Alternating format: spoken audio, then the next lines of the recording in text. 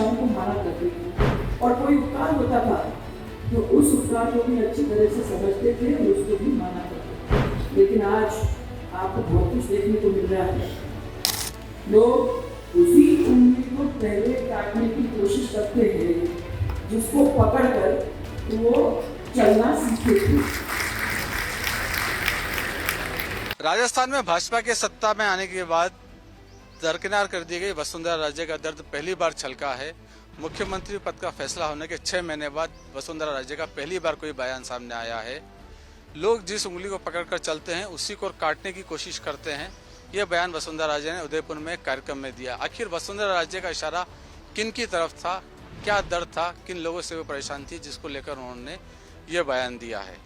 राजस्थान में मुख्यमंत्री पद का फैसला होने के पहले तक लगभग 2 दशक तक वसुंधरा राजे राजस्थान में भाजपा का केंद्र बिंदु रही है।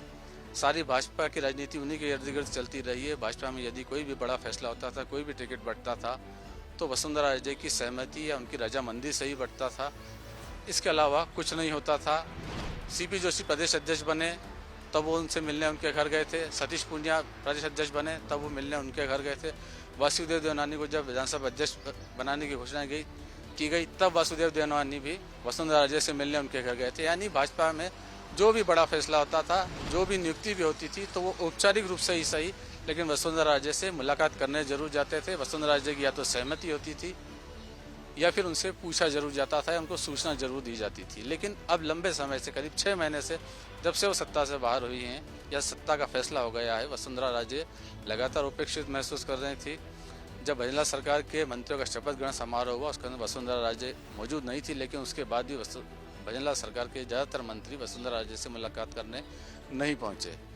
इसके अलावा जब खुद के लिए मुख्यमंत्री पद के लिए लॉबिंग करनी थी या फिर लोकसभा चुनाव के नतीजे के बाद उनके बेटे दुष्यंत को मोदी सरकार में मंत्री बनाए जाने की बात थी, उन्हें कोई मददगार सामने नजर नहीं आया। इसी तरह विधानसभा के टिकट के वितरण के दौरान भी कुछ नेता उनके खिलाफ खड़े हो गए, उनके समर्थकों के टिकट कटवाने की कोशिश की। यह वसुंधरा राजे का वो दर्द था।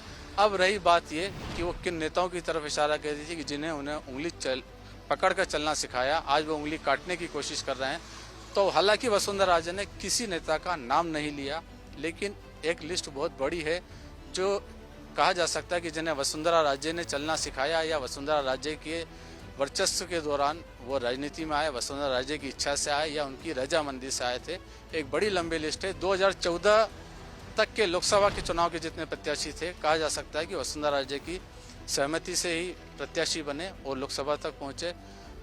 इसके अलावा विधानसभा के जो प्रत्याशी थे वो भी वसुंधरा राजे की सहमति से ही बनते थे, इसलिए मंत्री भी जो बने वसुंधरा राजे की इच्छा से बने थे। एक लंबी लिस्ट है। अगर बात की जाए पहले भजनलाल सरकार के मंत्रियों की बात की जाए तो भजनलाल सरकार के दोनों उप मुख्यमंत्री दिया कुमारी और प्रेमचंद बेरवा भी इसी श्रेणी में आते हैं। दिया कुमारी को तो खुद वसुंधरा राजे ने बीजेपी ज्वाइन कराई है।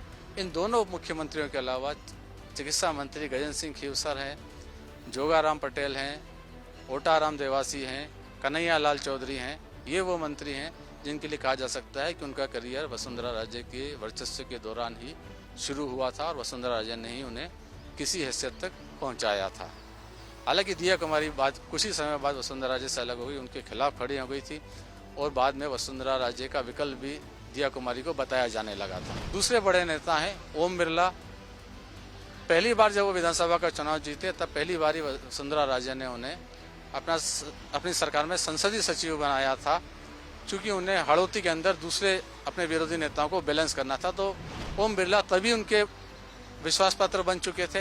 हालांकि ओम बिरला भी बाद में दिल्ली में बेहतर संबंध के आधार पर अपना अलग वजूद बनाने लगे और जब इस बार मुख्यमंत्री पद की दौड़ की बात आई तो मुख्यमंत्री पद के एक दावेदार में ओम बिरला भी थे, वो भी वसुंधरा राजे के विरोधी खेमे पे बने हुए हैं।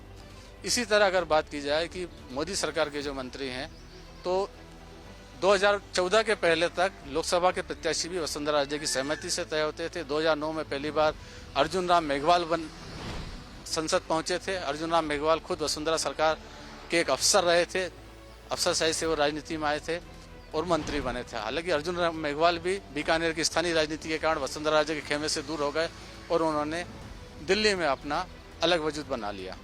इसी तरह से केंद्रीय कृषि राज्य मंत्री भागीरथ चौधरी, वो भी जब पहली बार सांसद बने थे तब वसुंधरा राजे की सहमति से ही बने थे।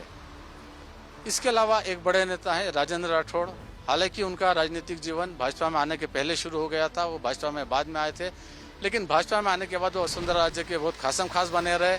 वसुंधरा राजे जब मुख्यमंत्री थी तब वो उनके कैबिनेट में नंबर 2 की हैसियत रखते थे, उनके बेहद विश्वास पात्र थे, लेकिन बाद में वो भी वसुंधरा राजे से दूर रह गए। आज की तारीख में वसुंधरा राजे के कट्टर विरोधी हैं और तारानगर से उनकी हार के लिए भी वो वसुंधरा राजे के समर्थकों को जिम्मेदार ठहराते हैं।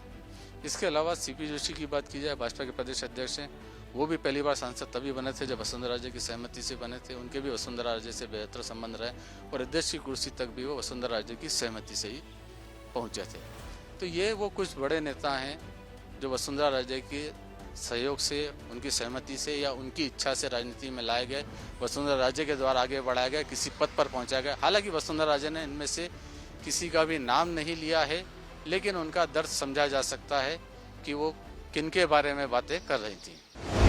इस तरह की और वीडियो देखने के लिए हमारे YouTube चैनल को सब्सक्राइब करें और बेल आइकन को दबाना ना भूलें। यदि आप हमारा वीडियो Facebook पर देख रहे हैं तो पेज को लाइक और फॉलो जरूर करें। हमारे अन्य सोशल मीडिया पेजेस से भी जुड़ें।